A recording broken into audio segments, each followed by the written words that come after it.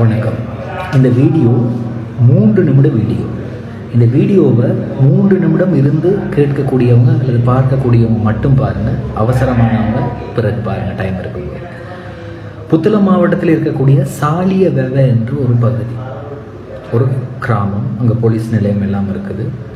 ஒரு அம்மா தனது 2 மகள்மாருடன் வாழ்ந்து வந்திருக்காங்க. ரொம்ப கஷ்டமான ஒரு குடும்பம்.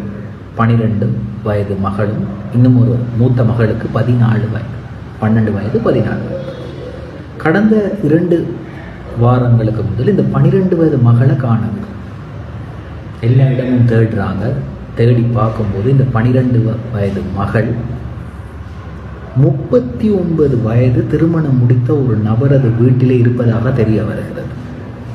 உடனடியாக சாலியவெவ போலீஸில் போயிட்டு சொல்கிறாங்க, இப்படி இந்த மகளை காணும். கடைசியில் பார்த்து இந்த 39 வயதுடைய நபரது வீட்டில் தான் இந்த மகள் இருக்கிறாங்க அப்படின்னு சொல்கிறாங்க. உடனடியாக போலீஸ் போயிட்டு விசாரிக்கும் போது 1 அல்ல 2 அல்ல பல தடவைகள் அந்த 12 வயது பிள்ளையை இந்த 39 வயது நபர் பாலியல் ரீதியாக உபயோகம் செய்திருக்கிறார்.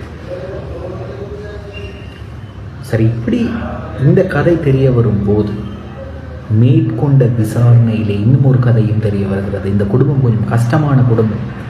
இந்த குடும்பத்திற்கு உதவி செய்கிற நோக்கில், இந்த குடும்பத்திற்கு உதவி செய்வதான ஒரு போர்வையில் தனது 14 வயது மகளை பல வருடங்களாக 3 பேர், 24 தொடக்கம் 40 வயதுடைய 3 பேர் பல தடவைகள் பாலியல் வல்லுறவுக்கு உட்படுத்தி கொடுமை செய்திருக்கிறார்.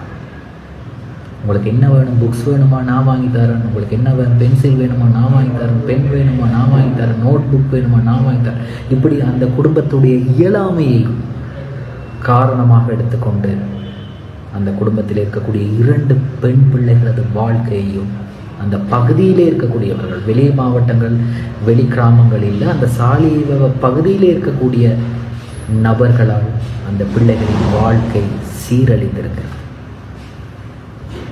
ஒரு உதவி செய்கின்றேன், உங்கள் குடும்பத்திற்கு உதவி செய்கின்றேன், உங்களுக்கு புக்ஸ் வாங்கி தரேன், உங்களுக்கு பென்சில் வாங்கி தரேன், உங்களுக்கு பென் வாங்கி தரேன், உங்களுக்கு ஸ்கூல் பேக் வாங்கி தரேன், உங்களுக்கு ஸ்கூலுக்கு போகிற ஷூ வாங்கி தரேன், இப்படி பல ஆசைகளை சொல்லி, ஆசைகளை காட்டி, தேவைகளை கொடுத்து அவர்களோட தேவையை முடித்து கொண்ட இந்த கயவர்களுக்கு ஒரு முற்றுப்புள்ளி வைக்க வேண்டும்.